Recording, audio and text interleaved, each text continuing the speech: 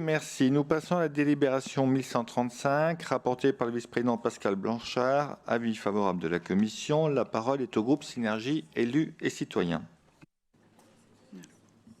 Monsieur le Président, mes chers collègues, il n'y a pas de santé sans santé mentale.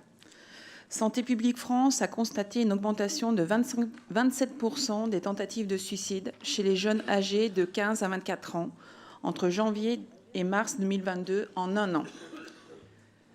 La crise sanitaire avec une exposition à la mort, l'angoisse de la maladie, les cours en distanciel, l'insécurité de l'avenir ont eu des impacts considérables sur la santé mentale des Français. 2 ans après le premier confinement, le malaise des jeunes est une réalité qui s'inscrit dans la durée.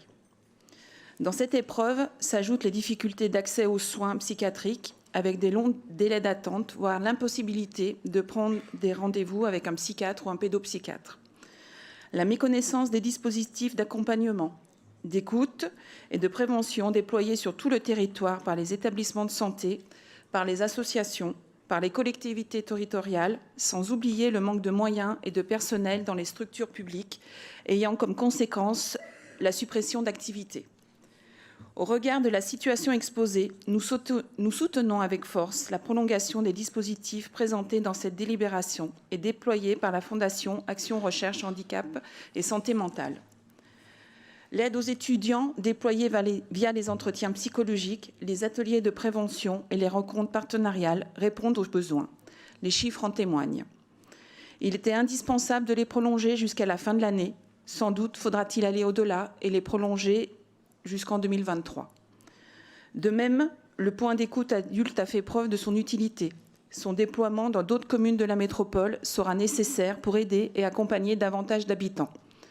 Nous soutenons également la prolongation de ce dispositif. Nous vous demandons de l'étendre à d'autres territoires de la métropole de Lyon.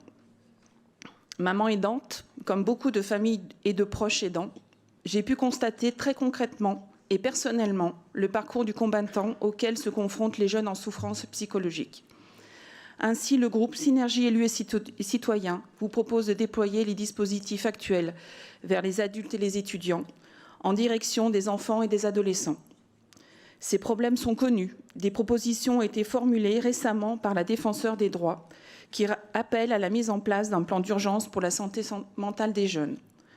Monsieur le Président, Monsieur le Vice-président, vous êtes sensibles à ce sujet. Cette délibération le démontre. Je vous invite à prendre connaissance de ces propositions et d'engager notre collectivité dans des programmes de soutien psychologique, préventifs, novateurs, ambitieux et pérennes pour les jeunes métropolitains. Je vous remercie.